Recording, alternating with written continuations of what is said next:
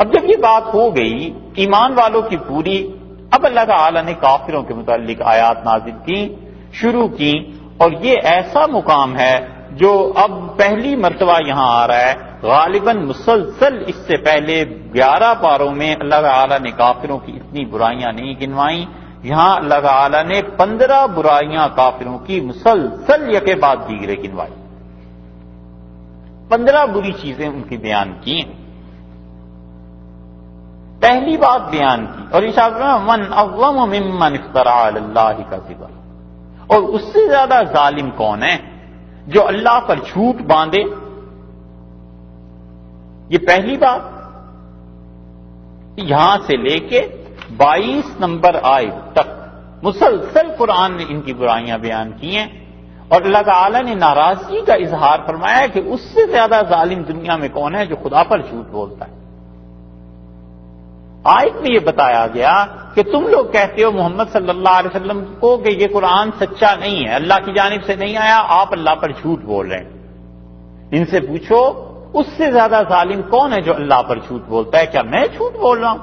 اگر میں نہیں بول رہا تو تم بول رہے ہو۔ جو بھی جھوٹ بول رہا ہے اللہ پر وہ سب سے زیادہ ظالم، اور وہ یقیناً تم ہو، کیونکہ میرے پاس حقانیت کے دلائل ہیں جو پیچھے سورہ یونس میں بھی بڑی صاف عقلی دلیل اللہ نے بتا دی کہ آپ ان سے کہیے میں 40 برس تم میں گزار چکا ہوں، آج تک میں نے مخلوق پر جھوٹ نہیں بولا، اور اب 41ویں برس میں میں یک بیک خالق پر جھوٹ بولنے لگوں گا۔ افلا تعقلون، عقل نہیں آتی؟ سوچتے نہیں ہو، سمجھتے نہیں ہو کہ جس انسان کی ساری زندگی صداقت اور سچائی سے عبارت ہے وہ کیا ایک دم سے اللہ پر جھوٹ بولنے لگے گا؟ پہلی بات یہ فرمائی کہ اس سے زیادہ ظالم کون ہے جو اللہ پر جھوٹ بولتا ہے۔ اس لیے اللہ پر جھوٹ کی قسمیں بھی ہیں، مگر اس میں سے سب سے بدترین قسم وہ ہے جو کفر ہے۔ اسی لیے فقہا نے لکھا ہے کہ کوئی آدمی ماضی پر قسم کھائے اللہ کی اور قسم حقیقت میں جھوٹ ہو تو وہ کافر ہو جائے گا۔ کچھ فقہا نے یہ لکھا ہے کہ کافر ہو جائے گا، اور کچھ نے اس کی تعبیل کی ہے۔ چاہے کوئی فتویٰ نہ بھی دے تو بھی بات کتنی سخت ہے کہ وہ کہتے ہیں ماضی میں اللہ پر جھوٹ بولنا، اللہ کو گواہ بنانا، یہ کفر ہے۔ مثلا ایک آدمی نے چوری کی اور دوسرا کہتا ہے تم نے فلاں جگہ سے فلاں چیز کو چرایا تھا، وہ کہتا ہے اللہ گواہ ہے اس بات پر کہ میں نے نہیں چرایا تھا۔ اب اسے پتا ہے کہ چوری کی ہے، اپنی اس حرکت پہ جھوٹا خدا کو گواہ بنا رہا ہے کہ خدا اس کی جھوٹی گواہی دے گا، خدا گواہ ہے میں نے یہ نہیں کی۔ یعنی اللہ سے اگر بات چیت کہیں ہو جائے اور اللہ تعالیٰ اس پر گواہی دے دے گا تو فقہا نے لکھا ہے یہ کفر کا جملہ ہے، کیونکہ اللہ جھوٹ پر کبھی گواہی نہیں دیتا۔ اللہ نے فرمایا اس سے بڑا ظالم کون ہے جو میرے متعلق جھوٹ بولتا ہے۔ اور اس جھوٹ کی ایک قسم یہ بھی ہے کہ کبھی کبھی یہ بڑی باریک بات ہے، امام غزالی رحمۃ اللہ علیہ کی نظر اس بات پر پہنچی ہے۔ یہ غزالی کی جو کتابیں ہیں نا احیاء العلوم وغیرہ، غزالی حدیث میں کوئی اتنے مستند آدمی نہیں تھے، حدیث تو عمر کے آخری حصے میں انہوں نے زیادہ پڑھنی شروع کی ہے۔ وفات سے 2 سال پہلے انہوں نے صحیح بخاری اور ان چیزوں کو پڑھنا پھر سے شروع کیا تھا۔ ایک محدث تھے، انہیں اپنے گھر پہ رکھ لیا اور نے کہا حدیث پڑھاؤ۔ اس لیے امام غزالی رحمۃ اللہ علیہ جو احادیث احیاء العلوم میں لائے ہیں کہ اپنی کتابوں میں اس کا زیادہ کوئی اتھینٹسٹی ان کی نہیں۔ جو اصل فن ہے امام غزالی رحمۃ اللہ علیہ کا وہ ہے علم کلام، بحث، مباحثہ، خدا کی توحید، رسالت، قیامت، اسے عقلی دلائل سے ثابت کرنا، اور اصل جو ان کا فیلڈ ہے وہ ہے تصوف۔ وہ احادیث ایسے ہی ضعیف لے آتے ہیں، مگر جو اس سے نتائج برآمد کرتے ہیں اور جو کچھ لکھتے ہیں کمال کی چیزیں وہ لکھتے ہیں۔ اسی لیے امام غزالی رحمۃ اللہ علیہ کی احیاء علوم الدین جو کتاب ہے کئی سو برس 500-600 برس تک عالم اسلام میں نصاب میں شامل رہی۔ جتنے بچے بھی مکاتب میں جاتے تھے اس وقت کے جو اسکول تھے وہ پڑھتے تھے تو اس میں انہیں پڑھایا جاتا تھا کہ حسد یہ چیز ہے، ظلم یہ چیز ہے، جھوٹ یہ چیز ہے۔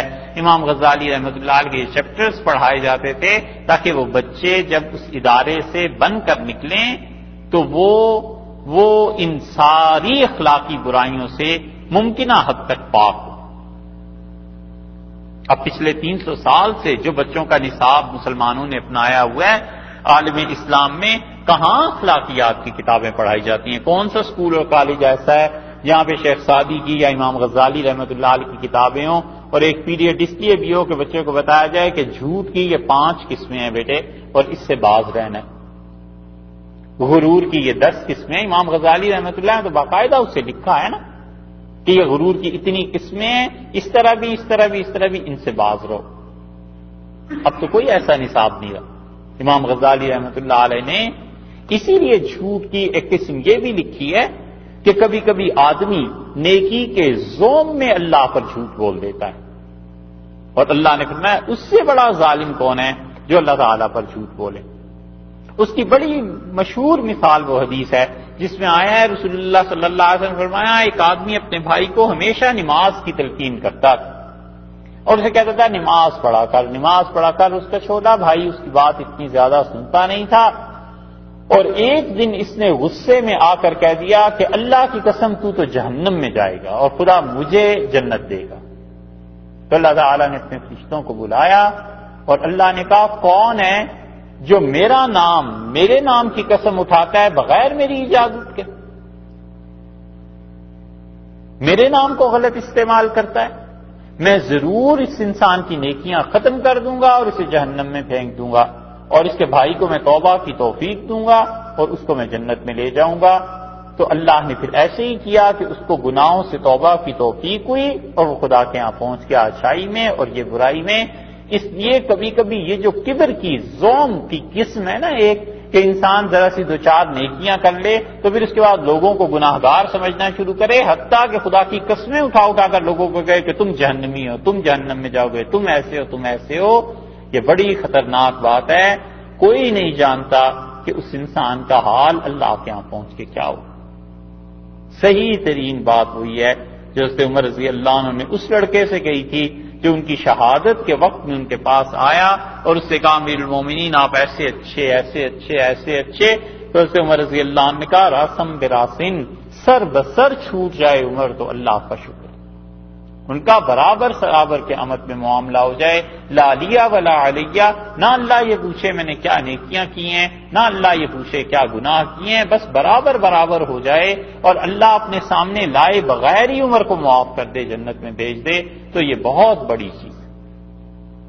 یہ بھی جھوٹ کی ایک قسم کہ انسان دوسروں کے جہنمی ہونے کے فتوے اور الیاذ باللہ ایسی چیزیں دینے لگے۔ بہت سخت باتیں، بہت زیادہ جب فتویٰ ہوتا ہے تو مفتی کے یہی لکھ دے گا کہ یہ کفر کی حرکت ہے، اس سے بھی زیادہ بڑھ گیا تو یہ لکھ دے گا کہ کافر ہے، یعنی شریعت میں ہمارے نزدیک۔ اب اس سے بھی بڑھ کر یہ لکھنا کہ یہ جہنمی بھی ہے اور جو اس کو جہنمی نہ مانے وہ بھی جہنمی، جو اس کو کافر نہ مانے وہ بھی کافر، یہ تو زیادتی کی باتیں ہیں اور یہ جہالت کی باتیں ہیں۔ اور سب سے بڑی بات یہ ہے کہ یہ بتاتی ہیں عبارتیں کہ ذرا اللہ کا خوف دل میں نہیں تھا، ممکن ہے خدا کے ہاں کوئی اس کی ایسی چیز ہو کہ اللہ کے ہاں سے معافی ہو جائے۔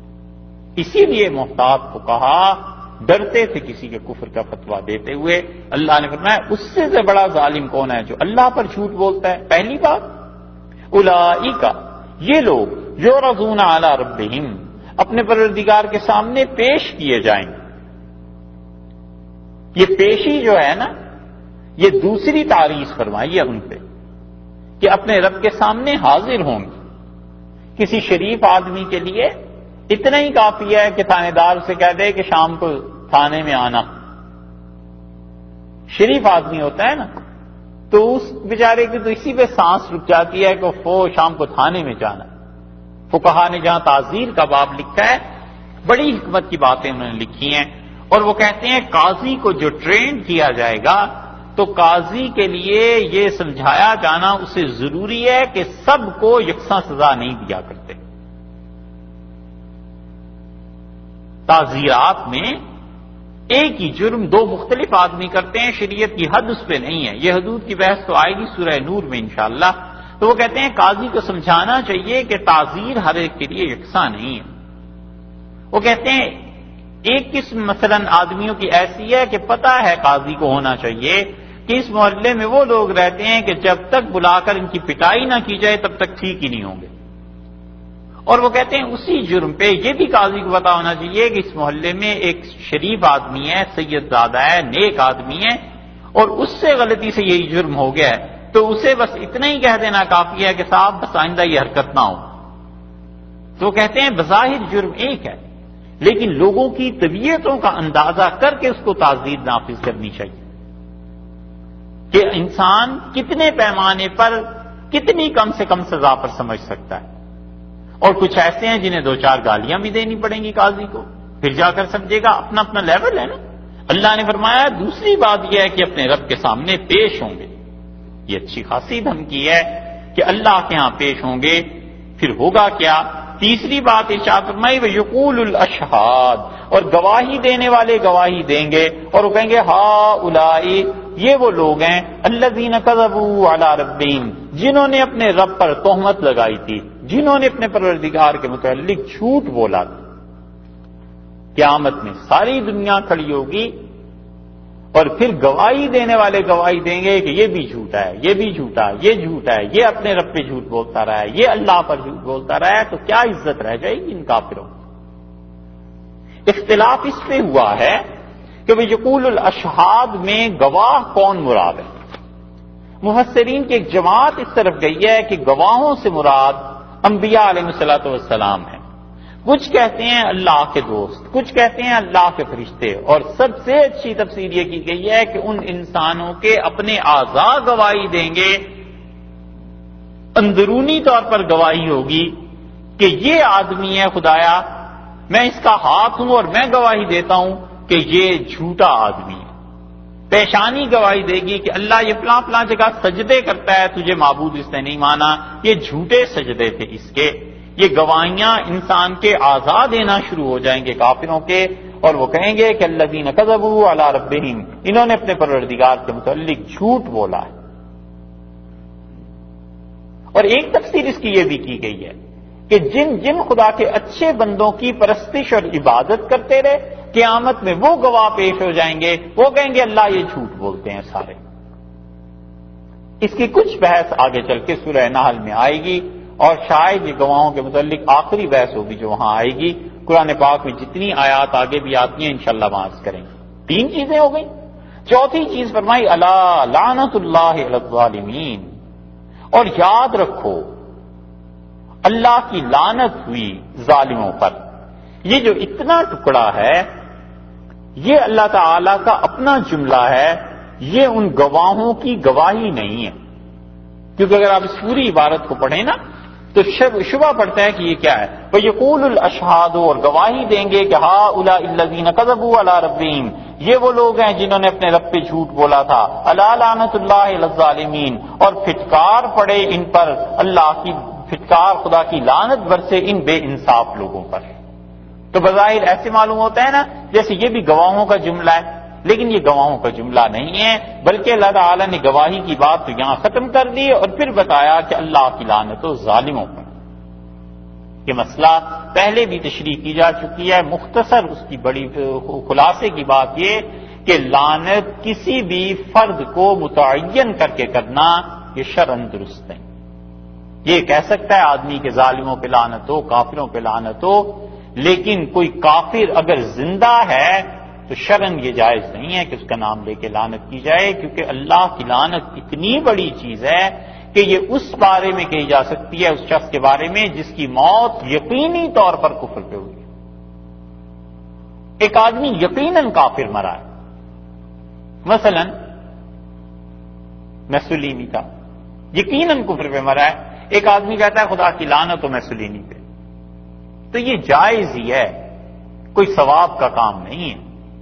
خود لعنت بھیجنا یہ جائز ہے, بس مباح ہے, مستحب نہیں ہے. اور جس کے متعلق شبہ ہو کہ اس پہ کفر پہ موت آئی ہے یا نہیں آئی, مثلا یزید, حنفی فقہا بہت سے اس بات پر کے قائل ہیں کہ وہ کہتے ہیں چونکہ اس کا انجام معلوم ہمیں صحیح طرح نہیں ہے, اس لیے ہم اس پہ لعنت بھیجنے میں توقف کرتے ہیں. ہم کہتے ہیں خام کا کیا فائدہ ہے لعنت کے لفظ سے زبان کو آلودہ کرنے کی, بہتر ہے چپ رہو. اور خود حنفی فقہا اس بات کے قائل ہوئے ہیں, جساس راضی رحمۃ اللہ علیہ, اس سے مجدد رحمۃ اللہ علیہ وغیرہ, وہ کہتے ہیں یزید پہ لعنت جائز ہے. تو جب تک کوئی کافر کفر پہ نہ مر جائے اس پہ لعنت جائز نہیں. اس لیے ہمارے ہاں جو نام لے لے کے زندہ موجودہ کافروں کے نام لے لے کے کوئی لوگ لعنت کرتے ہیں نا مسجدوں میں کہ فلاں پہ لعنت فلاں پہ لعنت، یہ شرعاً درست نہیں ہے بھائی، یہ بڑے گناہ کی اور شدید گناہ کی بات ہے۔ جو کافر اب زندہ ہے اس کا نام لے کے نامینیٹ کرنا کہ اس آدمی پہ لعنت، یہ غلط بات ہے، شرعاً اس کی اجازت نہیں ہے، اگرچہ مسلمانوں کے جذبات کی تسکین اس سے نہ ہوتی۔ ہاں یہ ٹھیک ہے، کافروں پہ، ظالموں پہ، چوروں پہ اللہ کی لعنت تو ٹھیک ہے، اس لیے ارشاد فرمایا اللہ نے اللہ لعنت اللہ علی الظالمین، اور خدا کی پھٹکار پڑے ان پہ۔ یہ لعنت اتنی شدید چیز ہے، رسول اللہ صلی اللہ علیہ وسلم کے ساتھ ایک غزوے میں ایک صحابی رضی اللہ عنہ تھے اور ان کی اونٹنی نے کچھ شرارت کی، وہ گرنے لگے تھے، انہوں نے کہا اللہ کی لعنت ہو اس پہ، اور رسول اللہ صلی اللہ علیہ وسلم نے سن لیا اور آپ نے کہا یہ کس نے لعنت بھیجی؟ تو عرض کیا گیا فلاں نے، تو آپ نے اسے بلایا اور آپ نے فرمایا اس سفر میں یا اللہ کا نبی رہ سکتا ہے اور یا لعنت والی اونٹنی رہ سکتی ہے، تم بتاؤ کیا کریں؟ میں عرض کیا جو آپ فرمائیں، آپ نے فرمایا اسے چھوڑ دو اور اپنے سے الگ کر دو۔ لعنت جب اس پہ پڑ گئی تو اتنی شدید چیز ہے، صحابہ رضی اللہ عنہ کہتے ہیں اس جانور کو جنگل میں چھوڑ دیا گیا اور لوگ اس کے قریب جاتے ہوئے ڈرتے تھے کہ اس چیز پہ اللہ کی لعنت پڑ گئی، اور اللہ کی لعنت کوئی آسانی سے نہیں پڑ جاتی۔ رسول اللہ صلی اللہ علیہ وسلم نے فرمایا وہ لعنت جو کہی جاتی ہے وہ مشرق مغرب شمال جنوب اوپر اور نیچے ان 6 سمتوں میں جاتی ہے اور پھر جا کر اس انسان پر پڑتی ہے جس کے لیے کی گئی تھی، اور اگر وہ اس کا مستحق نہیں ہوتا تو کہنے والے پہ لوٹ کے آ جاتا۔ اور لعنت کا مطلب یہ ہے کہ اللہ کی رحمت سے تو دور ہو جائے ہمیشہ ہمیشہ کے لیے، تو کس کو حق پہنچتا ہے کہ خدا کی اتنی بڑی رحمت کو کسی کے لیے محدود کر دے؟ ایک آدمی جو گاؤں میں رہتے تھے صحابی رضی اللہ عنہ، وہ آئے مدینہ منورہ اور رسول اللہ صلی اللہ علیہ وسلم کے سامنے آئے، بڑے خوش ہوئے اور کہنے لگے اللہم ارحمنی و محمد، اللہ مجھ پر اپنی رحمت کر اور محمد صلی اللہ علیہ وسلم پہ، اور ہم دونوں پر جو تو رحمت کرے کسی تیسرے پہ نہ کرنا۔ تو رسول اللہ صلی اللہ علیہ وسلم ہنس پڑے اور آپ نے فرمایا وَلَقَدْ تَحَجَّرْتَ وَاسِعًا، اللہ کی اتنی بڑی رحمت اور تو نے اسے اتنا سمیٹ کے مجھے اور اپنے تک محدود کر دیا۔ تو اللہ کی رحمت سے ہمیشہ کے لیے محرومی کی کسی کو بددعا دینا یہ کوئی چھوٹی سی چیز ہے؟ اس لیے کسی پہ لعنت فرض کر لو جائز بھی ہو گئی تھی تو جائز ہی رہی تھی نا، کوئی مستحب تو نہیں ہو گئی تھی، تو کیوں آدمی خام خواہ ایسی چیزوں کو اپنی زبان پہ لائے؟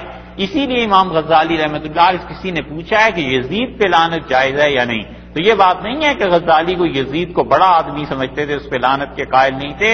غزالی رحمۃ اللہ علیہ نے اس کے جواب میں صادن کو لکھا ہے، وہ کہتے ہیں جتنی دیر اس پہ لعنت بھیجنی ہے اس سے بہتر ہے کہ تم اتنی دیر اللہ کا ذکر کرو، اللہ کو یاد کرو، اس سے ثواب ہو۔ 4 چیزیں۔ 5ویں چیز فرمائی کہ الذین یصدون عن سبیل اللہ، یہ وہ لوگ ہیں جو خدا کی راہ کو روکتے ہیں، خدا کی راہ میں دیوار بن کر حائل ہوتے ہیں اور اللہ کی راہ سے لوگوں کو روکتے ہیں، شکوک شبہات جبر ظلم تمام ذرائع استعمال کرتے ہیں کہ یہ آدمی خدا کی صحیح راہ پر نہ پہنچے۔ 6ٹھی چیز فرمائی وَيَبْغُونَهَا عِوَجًا، اور اللہ کی راہ میں یہ ٹیڑھے پن کو تلاش کرتے ہیں، کجی کو تلاش کرتے ہیں۔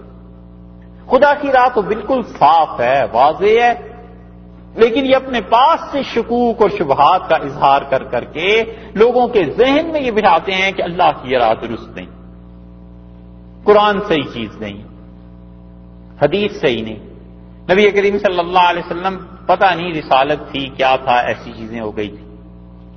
یہ سب چیزیں خدا کی راہ میں لوگوں کے ٹیڑھے پن کو پیدا کرنے والی چیزیں بیان کرنا، لوگوں کی راہ مارنا، یہ کافروں کے متعلق کہا ہے۔ آپ بالکل اس کے برعکس دیکھیں تو ایمان والے جو لوگ ہوتے ہیں مومن، وہ اللہ کی راہ کو دل نشیں آسان سے آسان انداز میں بتاتے ہیں تاکہ اللہ کی راہ پہ چلنے والے لوگ زیادہ ہو جائیں۔ 7واں ان کا جرم گنوایا ہے وہم بالآخرۃ، اور یہی لوگ ہیں بالآخرۃ، آخرت میں ہم کافرون، یہی ہیں جو اس کے منکر ہیں۔ آج تو یوں بھی ہو سکتی تھی کہ وہم بالآخرۃ کافرون، یہ لوگ آخرت کے منکر ہیں، لیکن اللہ تعالی نے 2 مرتبہ یہ جو ضمیر استعمال کی ہے نا، یہ زور پیدا کرنے کے لیے کلام میں کہ یہی لوگ ہیں جو آخرت کے بھی منکر ہیں، آخرت کو بھی نہیں مانتے۔ قیامت کا انکار اتنے شدید جرائم میں سے ہے کہ اگر کوئی آدمی قیامت کو نہیں مانتا تو دوسرے لفظوں میں وہ پوری دنیا کے لوگوں کو کھلی چھٹی دینے کا اقرار کرتا ہے کہ جو مرضی کرتے رہو، تم اس دنیا میں جتنا زور جتنا زیادتی کر سکتے ہو کر لو، کیونکہ حساب کتاب تو کسی نے لینا نہیں۔ اور جس آدمی کو بھی خدا کا خوف ہوتا ہے وہ ذرہ برابر زیادتی سے بھی رکتا ہے، اسے پتہ ہے اللہ کیا جواب دینا ہے۔ اس بات آخری فکرہ جو ہے اس کے مثال میں نہیں کہہ رہے، مگر عمومی طور پر دیکھیں حضور اقدس صلی اللہ علیہ وسلم کے متعلق آتا ہے الادب المفرد میں، امام بخاری رحمۃ اللہ علیہ کی کتاب الادب المفرد میں یہ حدیث ذکر کی ہے کہ رسول اللہ صلی اللہ علیہ وسلم کیا ایک چھوٹی بچی کوئی کام کرتی تھی لڑکی گھر میں، تو آپ نے اسے بھیجا کہ فلاں کام کراؤ، اور دیر گزر گئی اور رسول اللہ صلی اللہ علیہ وسلم نے پردہ ہٹایا اپنے گھر کا یا کھڑکی کا تو بچوں کے ساتھ کھیل رہی تھی، تو آپ نے اسے بلایا اور آپ نے کہا اگر مجھے خدا کے ہاں جواب دینے کا خوف نہ ہوتا تو میں تمہیں سزا دیتا، جاؤ یہ کام کر کے آؤ۔ رسول اللہ صلی اللہ علیہ وسلم کا یہ فرمانا کہ مجھے اللہ کے ہاں جانے کا خوف ہے، یہ اصل چیز ہے کہ جس آدمی کو بھی پتا ہوتا ہے کہ میں جو کچھ کہہ رہا ہوں کر رہا ہوں میرے اعمال کی جزا سزا ایک دن مجھے ملنی ہے، کبھی حد سے نہیں بڑھتا، حدود کے اندر وہ رہتا ہے۔ اور کافر اللہ نے فرمایا یہی لوگ ہیں جو کفر کرنے والے ہیں۔ 7 چیزیں ہو گئی، 8ویں چیز فرمائی اولئک، اور یہ ایسے لوگ ہیں لم یکونوا، نہیں ہو جائیں گے، معجزین، عاجز بے بس کرنے والے اللہ کو فی الارض، زمین میں ایسے نہیں ہو سکتا کہ وہ لوگ اللہ کو تھکانے والے بن جائیں، زمین میں کہیں بھاگ جائیں گے، کہیں جا کے چھپ جائیں گے۔ حکومت کی گرفت سے بچنے کے لیے مجرم ایسے ہی کیا کرتے ہیں، لیکن اللہ کا معاملہ تو ایسے نہیں ہے، جائیں گے کہاں آخر؟ کیا اللہ کو تھکا دیں گے، اللہ کو ہرا دیں گے؟ اللہ تو جہاں بھی یہ ہوں گے پکڑ کے انہیں لے آئے گا۔ اسی لیے قرآن نے آگے سورہ لقمان میں آپ دیکھیں گے کتنی اچھی بات حضرت لقمان نے اپنے بیٹے کو کہی۔ انہوں نے کہا میرے بیٹے اگر نیکی ایک رائی کے دانے کے برابر بھی ہو، رائی کا دانہ کتنا سا ہوتا ہے؟ ذرا سا تو ہوتا ہے، رائی سمجھتے ہیں؟ اچار میں ڈالتے ہیں، سرسوں کا جو ساگ ہوتا ہے اس کا بیج۔ تو انہوں نے کہا میرے بیٹے نیکی اس رائی کے دانے کے برابر ہو، اور وہ آسمانوں میں پڑی ہوئی ہو، اس زمین پہ کہیں رکھ دو، اتنی بڑی زمین اللہ کی، رائی کے دانے کے برابر رائی کا دانہ کہیں رکھ دیجئے اور کسی کو کہیے رائی کا دانہ تلاش کرو، اس مسجد میں ہی رکھ دو تو بیچارے کو پریشانی ہو جائے۔ اور انہوں نے کہا یہ کسی چٹان پہ پڑی ہو، یاتی بہ اللہ قیامت میں اس نیکی کو بھی لے آئے۔ خدا تو ایک ایک چیز کو جانتا ہے، اس لیے ان پر شدید ارشاد فرمائی ہے بات کہ یہ ایسے ہیں لم یکونوا معجزین فی الارض، خدا کو زمین میں تھکا دیں گے، بے بس کر دیں گے، اللہ کو ہرا دیں گے کہ اللہ انہیں پکڑ نہیں سکتا۔ 8 باتیں۔ 9ویں بات فرمائی وما کان لہم، اور نہیں ہے ان کے لیے من دون اللہ، اللہ کو چھوڑ کے من اولیاء، کوئی بھی ایسا نہیں ہے جو ان کا دوست بنے۔ نفی کی شدت کے لیے یہ من اولیاء لائے ہیں، من کا جو لفظ ہے یہ اس نفی میں شدت پیدا کرنے کے لیے کہ قطعاً کوئی ان کا دوست نہیں بن سکتا۔ قیامت میں ہر ایک کو اپنی اپنی پڑی ہوئی ہوگی، کون کس کی مدد کرے گا؟ اور قیامت تو صاحب بہت دور کی بات ہے، جب آئے گی سو آئے گی۔ مر جاتا ہے آدمی تو اس وقت کوئی پوچھنے والا نہیں ہوتا۔ رسول اللہ صلی اللہ علیہ وسلم نے بتایا ہے کہ جو آدمی یہ چاہتا ہے کہ دنیا میں اس کی تعریف کی جائے، ایک تو طبعی خواہش ہے، آدمی بعض اوقات نیکی کرتا ہے، جی چاہتا ہے کہ اسے کوئی اپریشیٹ کرے، لوگ کرتے بھی ہیں، اس میں کوئی حرج نہیں۔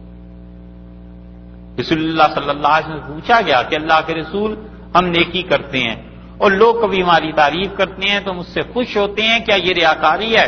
آپ نے فرمایا نہیں، یہ تو پہلی بشارت ہے تمہاری نیکی کے قبول ہونے کی کہ اللہ نے لوگوں کے دلوں میں ڈال دیا کہ تمہاری نیکی کی تعریف کریں، یہ تو پہلی بشارت ہے تمہاری نیکی قبول ہو گئی۔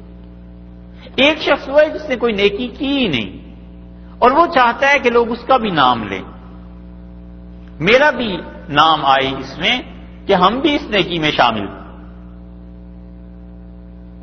کام کیا سب کسی اور نے،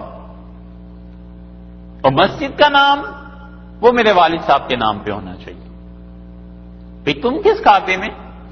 یہ جو طبیعت ہے نا، اس کے متعلق رسول اللہ صلی اللہ علیہ وسلم نے فرمایا کہ جب اس کی موت آتی ہے اور رونے والیاں اسے روتی ہیں، اور اس کے عورتیں، اس کی بہنیں یا والدہ یا جو بھی عورتیں ہوتی ہیں، وہ کہتی ہیں واہ شمسا، ہائے ہمارا چاند جیسا بھائی، تو فرشتے اس کے منہ پر تھپڑ مارتے ہیں اور اسے کہتے ہیں کہ کیا تم واقعی چاند تھے؟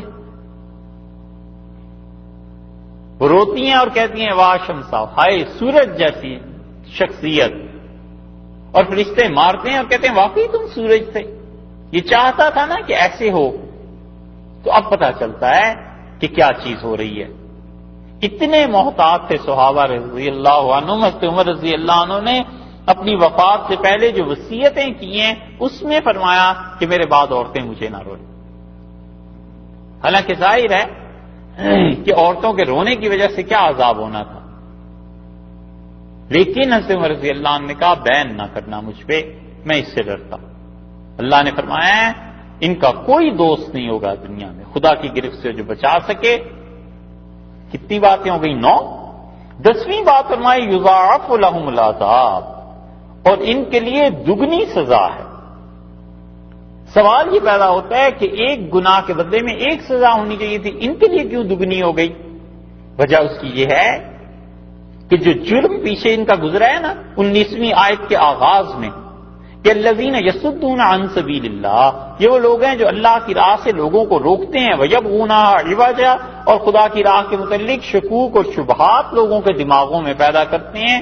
تو یہ خود بھی رکے، دوسروں کو بھی روکا. 2 گناہ کیے تھے. یضاعف لهم العذاب، اللہ کا عذاب انہیں بڑھتا رہے گا، اللہ کا عذاب انہیں دگنی سزا ملے گی. یضاعف کے 2 ترجمے کیے گئے ہیں. ایک ترجمہ یہ کیا گیا ہے کہ انہیں دگنی سزا ملے گی کیونکہ خود بھی گمراہ، دوسروں کو بھی کیا. اور دوسرا اس کا ترجمہ یہ کیا گیا ہے کہ یضاعف لهم العذاب، ان کے عذاب میں لگاتار اضافہ ہوتا رہے. یہ کفر اور شرک کوئی چھوٹی سی چیزیں. 11ویں بات ارشاد فرمائی کہ ما کانوا یستطیعون السمع، اور یہ لوگ ایسے ہیں کہ یہ لوگ سنتے نہیں تھے، سن نہیں سکتے تھے. صحیح ترجمہ تو یہ ہوا کہ ما کانوا یستطیعون السمع، یہ لوگ سن نہیں سکتے تھے. اور 12ویں چیز وما کانوا یبصرون، اور یہ لوگ دیکھتے نہیں تھے. جب ایک آدمی سن ہی نہیں سکتا، جب ایک آدمی دیکھ ہی نہیں سکتا، تو اس کو عذاب کیوں؟ اس کو کس بات کی مار ہے؟ وہ تو معذور ہے بیچارہ، دیکھ نہیں سکتا، سن نہیں سکتا، بظاہر یہ سمجھ میں آتا ہے.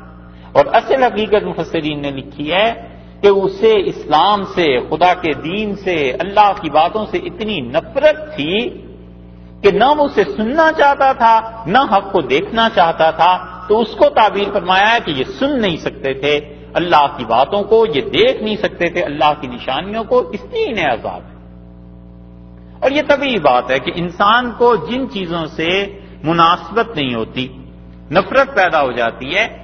تو نفرت میں اس حد تک کبھی کبھی بڑھ جاتا ہے کہ کہتا ہے میں فلاں کی شکل نہیں دیکھنا چاہتا. اس لیے نفرت کو بھی کنٹرول میں رکھے، محبت کو بھی کنٹرول میں رکھے. اسی لیے تو رسول اللہ صلی اللہ علیہ وسلم نے فرمایا محبت کے بارے میں کہ تمہاری کسی چیز سے محبت اور چاہت تمہیں اس چیز کے بارے میں اندھا اور بہرا بنا دیتی ہے. یعنی جب تم کسی چیز سے محبت کرنے لگو گے تو تم اندھے بہرے ہو جاؤ گے. اندھا اس طرح ہو جاتا ہے کہ اس کی کوئی برائی نہیں دیکھ پاتا، اور بہرا اس طرح ہو جاتا ہے کہ اس کی کوئی برائی سنتا نہیں ہے.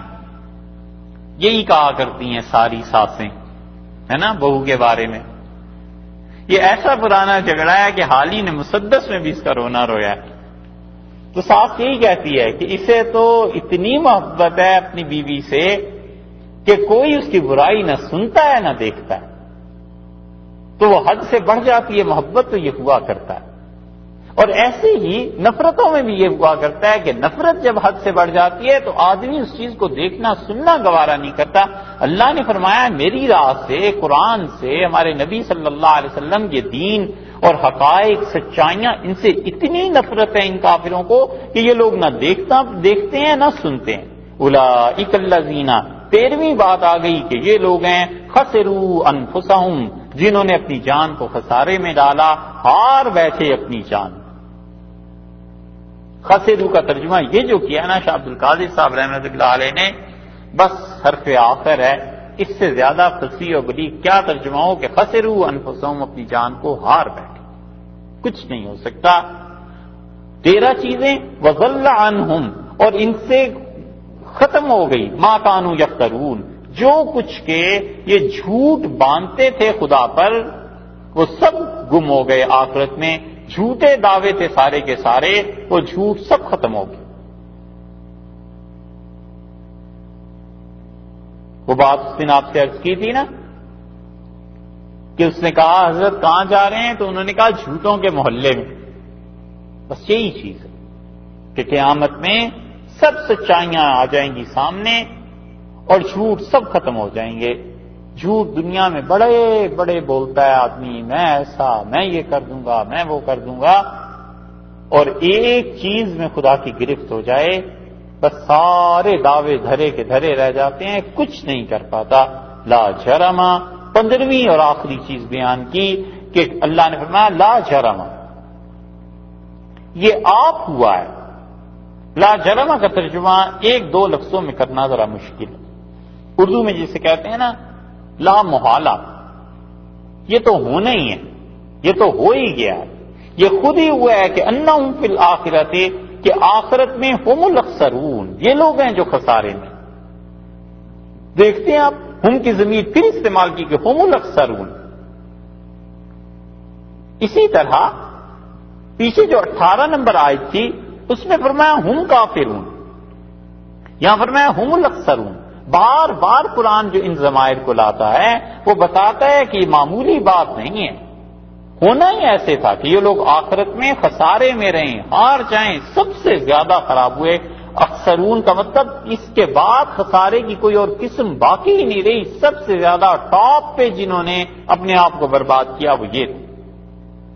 جب کافروں کی یہ چیز بیان کر دی تو ارشاد فرمایا ان الذین آمنوا وہ لوگ جو ایمان لائے، وعملوا الصالحات جنہوں نے نیک اعمال کیے.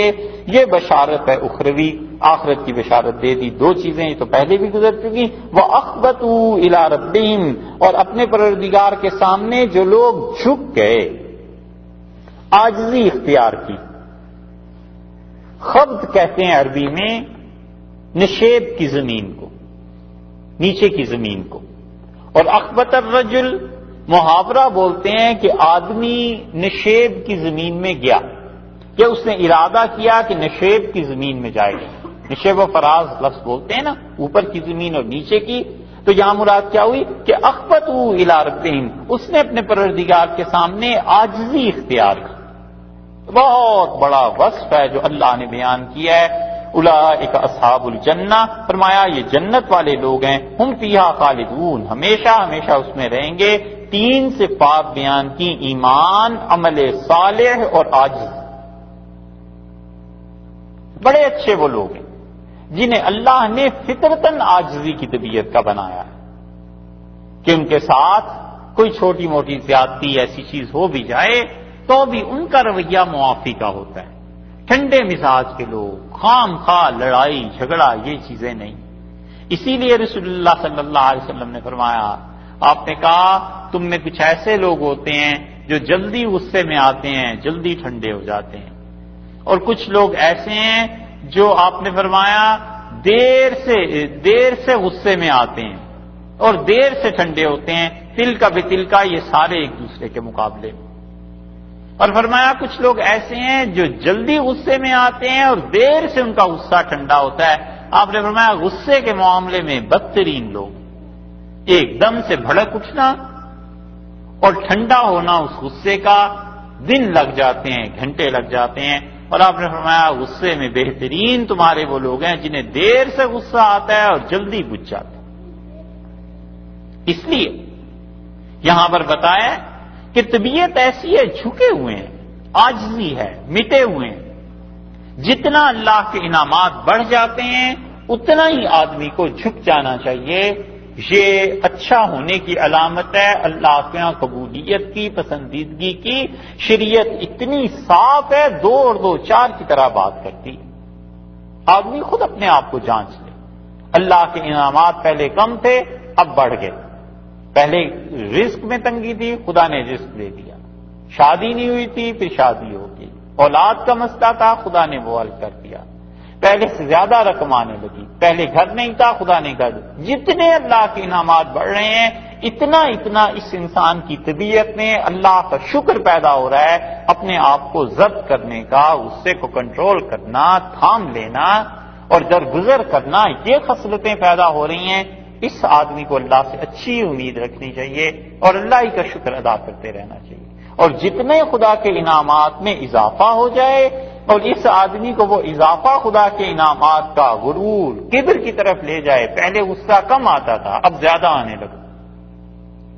پہلے پھر کبھی نماز پڑھ لیتے تھے، اب وہ بھی اس سے بھی گئے. پہلے شکر ادا کر لیتا تھا، اب شکر کی کیفیت بھی کم ہو گئی. یہ ساری خطرے کی چیزیں ہیں. چھوڑ دے ان چیزوں کو اور صحیح کرے اپنے آپ کو. اللہ کے ہاں جو چیز پسندیدہ ہے، اخبتوا الی ربہم، اللہ نے کہا ہے وہ عاجزی اختیار کرتے ہیں اپنے پروردگار کے سامنے. تابعین کہتے ہیں کہ حضرت عثمان رضی اللہ عنہ مسجد نبوی سے اٹھ کے اپنے گھر کو گئے اور وہ لیٹے ہوئے تھے، سو رہے تھے. نماز کے بعد لیٹ گئے اور سو گئے. اور حضرت عثمان رضی اللہ عنہ جب اٹھے تو ان کی ہم نے کمر دیکھی، مسجد نبوی کی کنکریوں کے نشان ان کی کمر میں تھے. اور یہ اس زمانے کی بات ہے جب لوگ انہیں امیر المومنین کہتے ہیں. خود حضرت عثمان رضی اللہ عنہ آئے مدینہ منورہ میں اور ایک آدمی کو دیکھا، وہ کسی مزدور کو ڈھونڈ رہا تھا کہ کھجور کی گٹھلیاں وہ اٹھا کے اونٹوں کے لیے لے جائے. تو حضرت عثمان رضی اللہ عنہ نے وہ کھجور کی بوری گٹھلیوں کی وہ اٹھا لی اور بازار میں چلنے لگے لوگوں کے سامنے. لوگوں نے کہا امیر المومنین کیا ہو گیا؟ تو انہوں نے کچھ دور جا کر وہ بوری اتار دی اور کہنے لگے آج میرے جی میں آیا کہ میں مسلمانوں کا امیر ہو گیا ہوں. تو میں نے کہا اپنے جی سے، اپنے نفس سے کہ تم عام انسانوں جیسے ہی ہو، کوئی خوبی کی بڑائی کی ایسی بات نہیں ہو گئی. تو میں نے آ کر یہ بوری اٹھائی ہے تاکہ اپنے دل کا علاج کروں. اس میں یہ بات کیوں آئی کہ میں مسلمانوں کا امیر ہوں، عام مسلمان کیوں نہیں؟ یہ عاجزی تھی، یہ انکسار تھا طبیعت کا، اللہ کے سامنے جھکنا تھا. حضرت عمر رضی اللہ عنہ جیسے انسان جس کی حالت یہ تھی کہ روم کے بادشاہ نے بھیجا کسی اپنے سفیر کو کسی معاملے میں کہ جاؤ اور مسلمانوں کے امیر المومنین سے جا کے یہ بات کہو. وہ کہتے ہیں میں جب آیا ہوں مدینہ منورہ میں تو میں نے لوگوں سے پوچھا کہ تمہارے امیر کا محل کہاں ہے؟ تو انہوں نے کہا محل نہیں ہوتا ہمارے یہاں. تو اس نے کہا پھر مجھے ان سے ملنا ہے. انہوں نے کہا وہ مسجد میں سوئے ہوئے ہیں، ہم ابھی آئے ہیں، مسجد میں چلے جاؤ، جو سویا ہوا لمبا سا آدمی ہے وہی ہمارے امیر ہے. تو کہتے ہیں میں جب گیا اور میں جا کر ان کے پاس بیٹھا تو صرف ان کے چہرے کو دیکھنے کے بعد مجھ پہ اتنا روب ہوا کہ کپ کپی طاری ہو گئی. میں اپنے آپ کو کنٹرول نہیں کر سکا. اور جب ان کی آنکھ کھلی تو انہوں نے مجھ سے پوچھا کہ کون ہو، کہاں سے آئے ہو؟ تو میں نے بتایا کہ ایسے پیغام لے کے آیا ہوں. جس کے چہرے کو اور شخصیت کو دیکھ کے لوگوں پر روب طاری ہو جاتا تھا، اس انسان کی اپنی حالت کیا تھی؟ صحابہ کرام رضی اللہ عنہ کہتے ہیں، حضرت ابی رضی اللہ عنہ کہتے ہیں کہ میں نے ایک دن کہا امیر المومنین آپ اپنے وقار کا، اپنے مقام کا خیال کیا کریں، آپ یہ کیا کر رہے تھے؟ اور وہ کر کیا رہے تھے؟ جب مسجد نبوی سے نکلے ہیں تو لوگ ان کے ساتھ تھے اور ایک بوڑھی عورت نے روکا اور اس نے کہا عمر میری بات سنو. حضرت عمر رضی اللہ عنہ نے کہا ہاں کہو کیا بات ہے؟ اس نے کہا یہاں ادھر گلی میں بیٹھ جاؤ. اور ایک نالی کے کنارے حضرت عمر رضی اللہ عنہ کو بٹھا لیا اور بات کرنے لگی. تو حضرت عمر رضی اللہ عنہ اس کی بات سنی. میں نے کہا آپ سوچیں آپ کس مقام کے ہیں؟ تو انہوں نے کہا تمہیں پتہ ہے یہ عورت کون تھی؟ میں نے کہا مجھے نہیں پتا. مجھے کہا یہ خولہ تھی. 28ویں پارے کی پہلی آیت جو ہے نا وہ حضرت خولہ رضی اللہ عنہ کے بارے میں نازل ہوئی تھی. تو حضرت عمر رضی اللہ عنہ ابی رضی اللہ عنہ کہتے ہیں مجھ سے کہا کہ وہ ہے جو رسول اللہ صلی اللہ علیہ وسلم کے پاس آئی تھی اور اللہ نے اس کی فریاد آسمانوں پہ سن لی. اور عمر کون ہوتا ہے جو اس کی بات نہ سنے؟ مجھے تو وہ جہاں بٹھائے گی میں بیٹھوں گا اور اس کی بات سنوں گا. اتنے جھکے ہوئے اور عاجزی مٹے ہوئے لوگ تھے کسی طرح اندازہ نہیں ہوتا تھا کہ یہ اتنی بڑی شخصیت، اتنے بڑے آدمی جا رہے. واخبتوا الی ربہم، اپنے رب کے سامنے عاجزی اختیار کی. یہ جنت والے ہم فیہا خالدون، ہمیشہ ہمیشہ اس میں رہیں گے.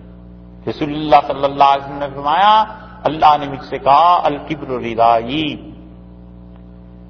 یہ جو بڑا ہونا ہے نا، بڑائی، یہ میری چادر ہے. اور اللہ نے کہا فمن نزع منی، جو میری چادر کو کھینچنے کی کوشش کرے گا، اتارنے کی، میں اس کو برہنہ کر دوں گا. یعنی جو دعویٰ کرے گا کہ وہ بڑا ہے میرے مقابلے میں اس کو رسوا کر دوں گا.